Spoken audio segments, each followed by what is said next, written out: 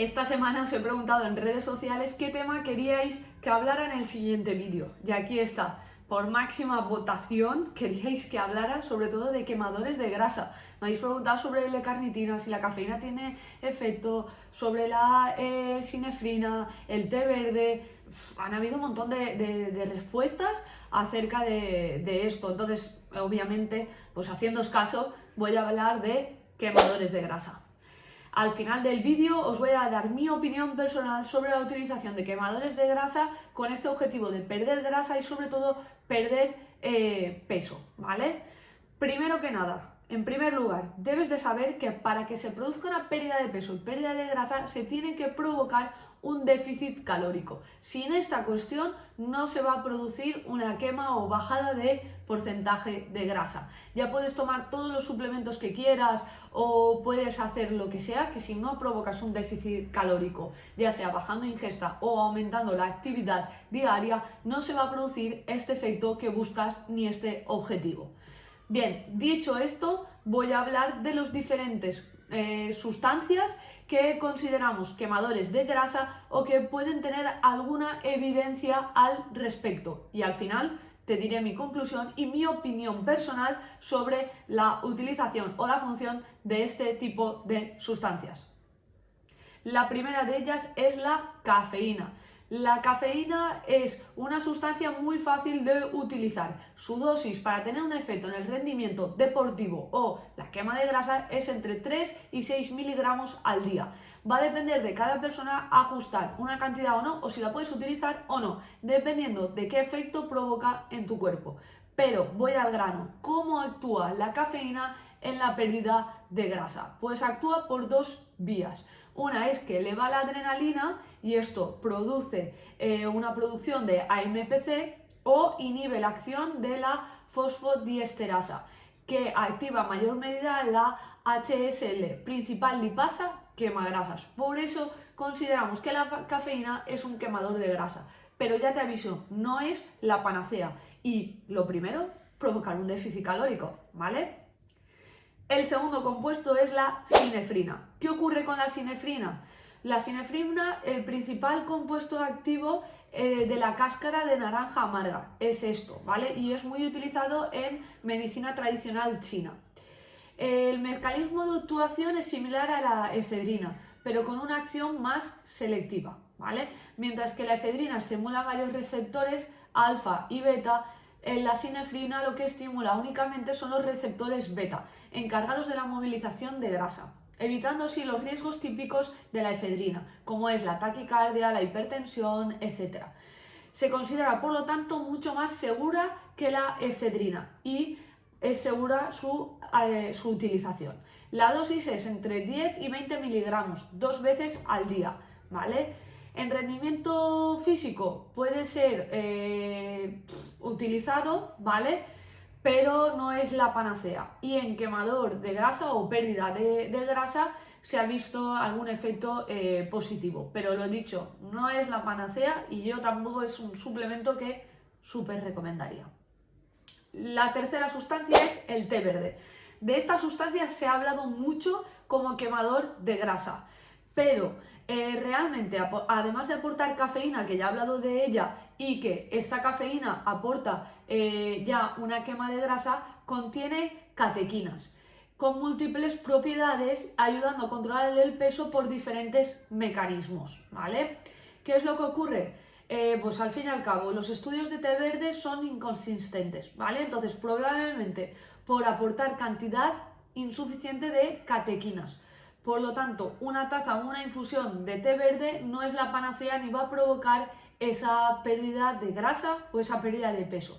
Realmente, dosis efectiva se ha visto en estudios con 400 y 500 miligramos al día, ¿vale? Si compras, por ejemplo, extracto de té verde, ten en cuenta que el 50% son catequinas. De hecho, una catequina muy específica que es EGCG. Para lograr estas cantidades con té verde deberíamos tomar 4 o 5 tazas al día, que eso nadie lo provoca, ¿vale? Ni lo toma.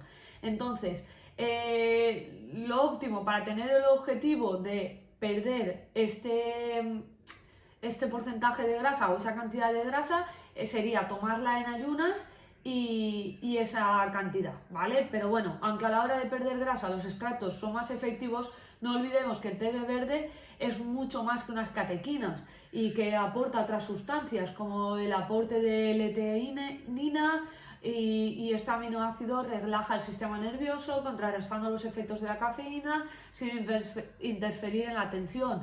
Por lo tanto, té verde, si lo utilizamos en infusión y como su forma natural, yo creo que aporta otros beneficios mucho mejores que esa quema de grasa, ¿vale? Entonces, no es la panacea y no es lo que deberíamos de utilizar, ¿vale? Como objetivo de quemador de grasa. La cuarta sustancia de la que quiero hablaros es la Garcinia camboya.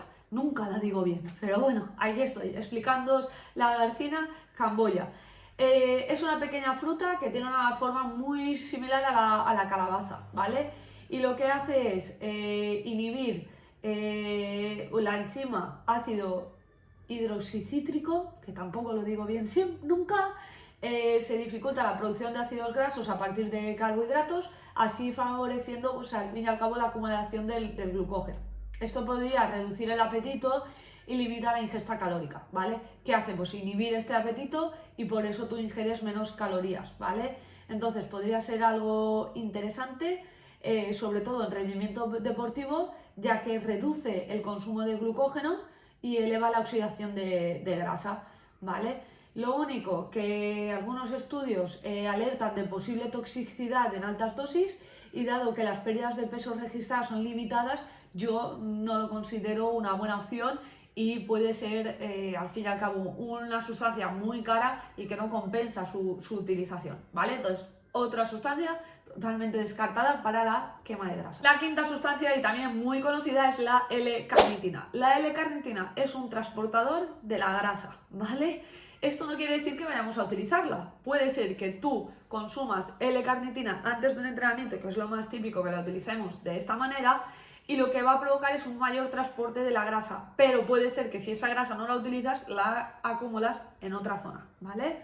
Lo que hace es facilitar la entrada de ácidos grasos en las mitocondrias para ser oxidadas, ¿vale? A pesar de ser un suplemento muy popular, su evidencia científica es muy baja, ¿vale? Entonces, la mayoría de nutricionistas y de profesionales de la salud decimos que, vale, es un suplemento seguro, pero su eficacia es muy baja, por lo tanto, no tiene mucho sentido utilizarla, ¿vale? Salvo en casos muy aislados, no aporta esa quemación de grasa que deberíamos de utilizar y no tiene ningún fundamento científico. Y la última sustancia de la que quería hablaros son los triglicéridos de cadena media.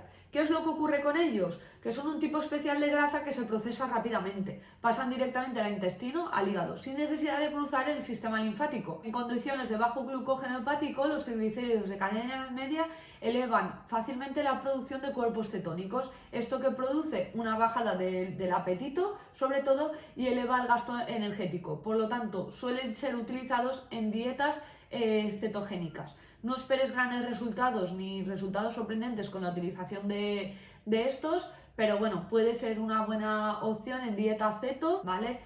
Importante, si decides empezar con este tipo de suplemento, lo ideal es que sean dosis muy pequeñas. Por último, y como conclusión, y para mí lo más importante, ningún suplemento va a suprimir los 3 pilares que tienes que tener en cuenta para provocar una pérdida de grasa. El primero, la alimentación. El segundo, el entrenamiento. Y el tercero es el descanso. Además de todo esto, es súper importante provocar un déficit calórico. Una vez provocado ese déficit calórico, ya habrá una pérdida de peso, pérdida de grasa. Además, hay muchos factores a tener en cuenta. Por ejemplo, ingesta de proteína, en qué momento ingiero la proteína, tipo de entrenamiento, cuándo entreno, etcétera, etcétera. Para buscar tu objetivo de perder grasa y hilar muy fino, no es tan importante utilizar quemadores de grasa. Es mucho más importante todo lo demás. Como regla general, yo no recomiendo ningún quemador de grasa. Lo único que recomiendo es la utilización de cafeína, pero más con el objetivo de mejorar el rendimiento o mantener el rendimiento deportivo en algunas actividades y poquito más. El té verde podría ser una buena opción, no como quemador de grasa, sino como otros beneficios que puede aportar esta sustancia, y todo lo demás lo veo un gasto innecesario de dinero y tampoco va a aportar grandes beneficios a este objetivo de quemar grasa. Espero que te haya gustado este vídeo y que te quedes con la conclusión de que debes de trabajar para quemar grasa los entrenamientos, la alimentación y el descanso. Cualquier duda, cualquier cosa, comenta en comentarios o @AndreaFerrandis. Un abrazo a todos.